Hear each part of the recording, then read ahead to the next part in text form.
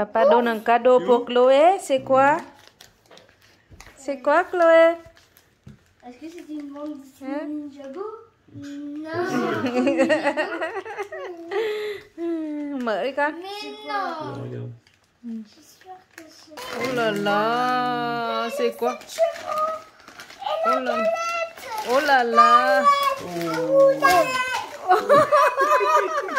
Oh la galette, oh là là, Chloé, tu as de la chance.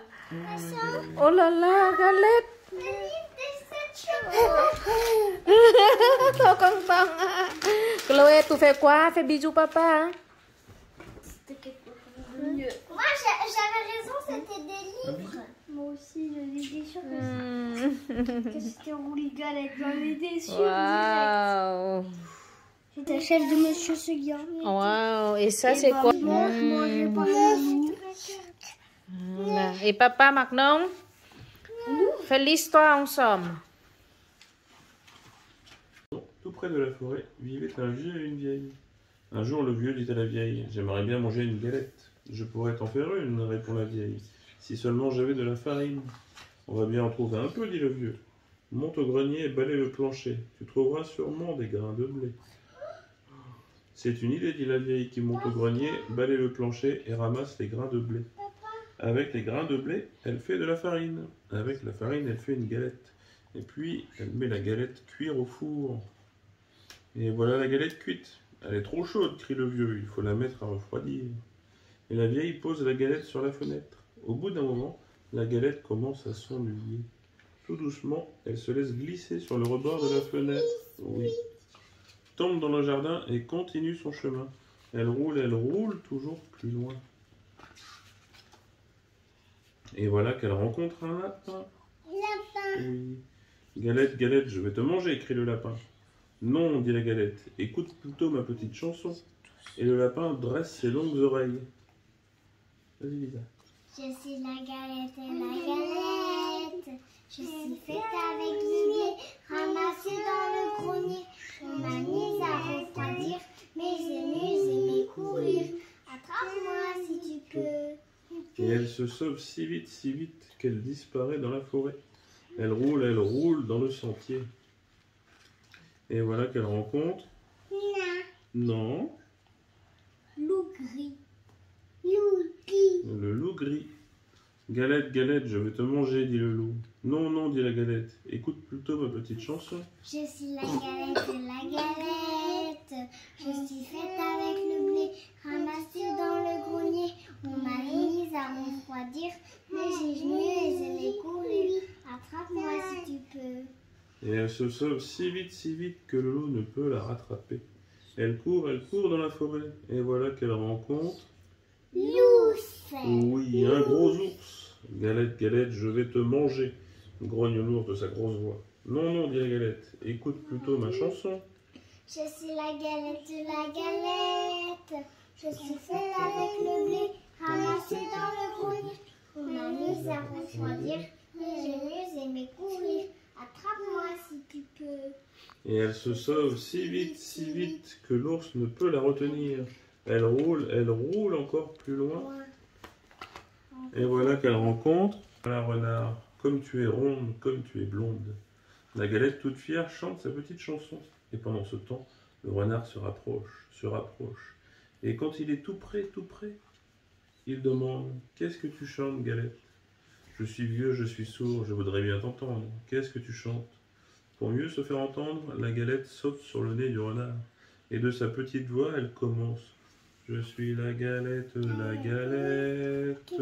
je suis faite avec le... Hum. Le renard l'avait mangé. Et voilà, il n'y a plus de galette. Lapin. Ouais, le lapin. Mais le lapin, il n'a pas mangé la galette. Et voilà. Il y a les mêmes. Marché et acheta Blanchette, une jolie petite chèvre à la rose. Le lendemain, attirée par une brise parfumée, Blanchette s'aventura jusqu'à la lisière des bois. Inquiet, M. Seguin la rattrapa et l'attacha à une longue corde.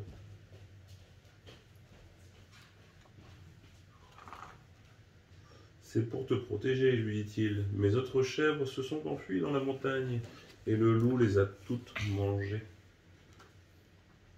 Le temps passa. Chaque jour, Blanchette broutait la bonne herbe du pré et donnait à son maître un lait délicieux. Et chaque soir, elle s'endormait bien au chaud sur la paille de la bergerie. Oh, t'as vu, elle est là. Bien au chaud avec les moutons et le taureau. Mais un matin, une brise fleurie vint à nouveau caresser son museau. Elle se souvint alors de la montagne et elle leva les yeux. Oh, comme je serais bien là-haut à combader dans l'herbe fraîche, soupira-t-elle en contemplant les bois et les sommets. Les jours suivants, Monsieur Seguin vit que Blanchette changeait. Au lieu de trottiner autour de son piquet, elle semblait s'ennuyer de plus en plus et tirait sur sa corde jusqu'au bout du pré. Mais bêlait-elle tristement lorsqu'il venait la traire. Il s'aperçut alors que le lait qu'elle donnait n'était plus aussi bon. Oh. Que t'arrive-t-il, ma petite Blanchette lui demanda-t-il. N'es-tu donc plus heureuse auprès de moi? Monsieur Seguin, vous êtes le meilleur des bergers, répondit Blanchette. Mais je voudrais tant courir librement dans la montagne. Il y a le loup là-haut, s'exclama Monsieur Seguin. L'as-tu oublié? Il ne fera qu'une bouchée de toi. Je me battrai, promit avec entêtement la chèvre en baissant fièrement ses courtes cornes. Je lui échapperai. Allons, tu ne tiendrais pas jusqu'à l'aube, soupira Monsieur Seguin. Non, non, c'est décidé, je ne te laisserai jamais partir. Prudemment, le vieil homme décida de rentrer Blanchette dans la bergerie. Malheureusement, ce matin-là, il oublia d'enfermer la fenêtre. Bondissant de toutes ses forces, la chèvre s'échappa et traversa le pré comme une flèche. Bientôt, ses petits sabots martelèrent les premiers rochers de la montagne. Enfin libre, se dit-elle en avançant gaiement, grisée par l'odeur des sapins et le murmure des ruisseaux. Après avoir brouté l'herbe tendre et s'être roulée dans les fleurs, Blanchette, toute heureuse, s'approcha de la falaise. Dans la vallée, la maison de son maître lui sembla minuscule. Ouais, elle est là, Blanchette. Et t'as vu, là c'est la ferme ici. Elle est très loin. Viens jouer avec nous, lui proposèrent des chamois. Quelle journée merveilleuse, songea Blanchette en galoppant vers eux. C'est quoi des chamois? Les chamois, c'est ça. C'est comme des chèvres avec des cornes comme ça qui vivent dans la montagne. Soudain, ce fut le soir. À la hâte, les chamois regagnèrent les hauteurs. Restée seule, Blanchette écouta le tintement des cloches des troupeaux qui retournaient au gîte. Au loin, la corne de Monsieur Seguin se mit à résonner. « Reviens, Blanchette !» semblait-elle implorer. « Ouh, ouh !» hurla un loup comme pour répondre à cet appel désespéré. Oui, oui. Monsieur Seguin avait raison. Effrayée, Blanchette songea à sa confortable bergerie. Hélas, il était trop tard pour s'enfuir. Brusquement, le loup jaillit des fourrés. « Tu es la chèvre de Monsieur Seguin, » dit-il en se léchant les babines. « Tu n'aurais jamais dû venir ici. » Il voulut se jeter sur elle, mais Blanchette était vive et courageuse. Ses petites cornes en avant, elle le blessa au flanc. « Je tiendrai jusqu'à l'aube, » se promit-elle en regardant la lune et les étoiles. Et toute la nuit, bravement, elle affronta le loup. Pourquoi il a ça? C'est du sang. Pourquoi Et le loup aussi. Elle a réussi à blesser le loup, mais elle aussi, elle est blessée. Elle n'est pas beaucoup blessée. Au premier rayon du soleil, les deux combattants épuisés s'écartèrent. Une dernière fois, Blanchette admira les sommets des montagnes. Enfin, elle se coucha en rond sur l'herbe douce. « Je ne regrette rien, dit-elle doucement. Puis elle ferma les yeux. Ensuite, Ah bon. Un jour qu'elle devait partir au marché pour y chercher de quoi manger, la chèvre dit à ses biquets « Fermez le verrou et méfiez-vous du loup. S'il entrait, il vous mangerait. C'est un filou qui sait se déguiser. Mais vous le reconnaîtrez à sa grosse voix et à ses pattes noires comme le charbon. »« Promis juré, nous ferons attention, » s'écrièrent en chœur les 7 chevaux. La chèvre les embrassa un à un et s'en alla. Un peu plus tard, toc toc toc, on frappa à la porte, et une grosse voix s'écria « Ouvrez mes biquets, c'est votre maman qui revient du marché. J'ai une surprise pour chacun de vous. » Mais les chevreaux reconnurent le loup. « Tu n'es pas notre maman, dit l'un d'eux, tu as une trop grosse voix. Tu es le loup.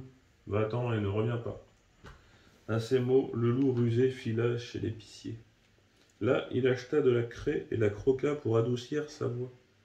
Puis il retourna chez les biquets. « Ouvrez, mes cabris, dit-il en chevrotant, c'est votre maman. Mais les chevreaux aperçurent la patte noire. Elle est là, t'as vu? La patte noire du loup sur le rebord de la fenêtre. Aussitôt, ils se méfièrent. « Tu n'es pas notre maman, dit l'un d'eux. Tu as les pattes noires comme le charbon. Tu es le loup. Va-t'en et ne reviens pas. » À ces mots, le loup rusé fila chez le boulanger. Là, il trempa sa patte dans la farine pour qu'elle soit aussi blanche que celle de la chèvre. Puis il retourna frapper à la porte des biquets. « Ouvrez, mes chéris, chevrota-t-il, c'est votre maman. Si tu es notre maman, montre-nous ta patte blanche, ordonna l'un des chevreaux. Le loup posa sa patte enfarinée sur le rebord de la fenêtre. Alors, croyant que leur mère était rentrée, les chevreaux ouvrirent sans plus se méfier. Bim bam boum, le méchant entra avec fracas. Les biquets coururent se cacher, le premier sous la table, le deuxième dans son lit, le troisième dans le poêle, le quatrième dans la cuisine, le cinquième dans l'armoire, le sixième sous la bassine et le septième dans l'horloge. Mais le loup les découvrit et les dévora, tous, sauf le septième, le plus petit qui était le mieux caché. Quand la chèvre arriva enfin, elle trouva la maison sans dessus-dessous. La table était renversée, la bassine cabossée, les lits étaient défaits, et pas un biquet ne se précipita pour l'embrasser. Tout à coup, elle vit l'horloge bouger. Le plus petit des chevreaux pointa le bout de son museau. Il raconta à sa mère comment le loup avait dévoré ses sœurs et ses frères. En pleurs, la chèvre sortit, suivie de son biquet, et ne sachant que faire pour se consoler. Près de la maison, au pied d'un arbre, la chèvre et son petit aperçurent le loup endormi. Oh, ouais, t'as vu? Il y a un gros ventre. Hein. C'est tous les chevreaux. Il y en a 6 dedans. Il les a tous mangés. Oui, 6, 7. Ouais. Il Reste que lui. Quelque chose remuait dans son bedon. Se pouvait-il que les chevreaux soient vivants là-dedans? La chèvre prit des ciseaux dans la poche de son tablier et découpa le ventre du glouton. Les 6 chevreaux qui avaient été avalés, tout ronds, sortirent, un peu sonnés mais en bonne santé. Tous ensemble, ils ramassèrent des cailloux et en remplirent le ventre du loup. Puis, avec du fil et une aiguille, la chèvre cousit le ventre du vilain qui ne se rendit compte de rien. Et voilà. À son réveil, le loup eut le plus grand mal à se mettre debout. Il se sentait lourd et assoiffé. Cling, clang, son ventre faisait un drôle de bruit quand il marchait. Le loup réussit à se traîner jusqu'au puits. Mais quand il se pencha pour boire, plouf, il bascula. Les cailloux l'entraînèrent tout au fond et il se noya. Voyant cela, les chèvres et ses 7 petits se rassemblèrent autour du puits et à l'unisson, ils chantèrent cette chanson. Le loup est mort aujourd'hui, il est tombé dans le puits. Le loup est mort aujourd'hui, nous n'avons plus peur de lui. Les loups. Eh oui, il est tombé dans le puits, il est dedans. Et voilà. Il est mort aussi. Ah bah ouais, t'as vu? Parce que si c'est le loup qui a... Ça. Ouais.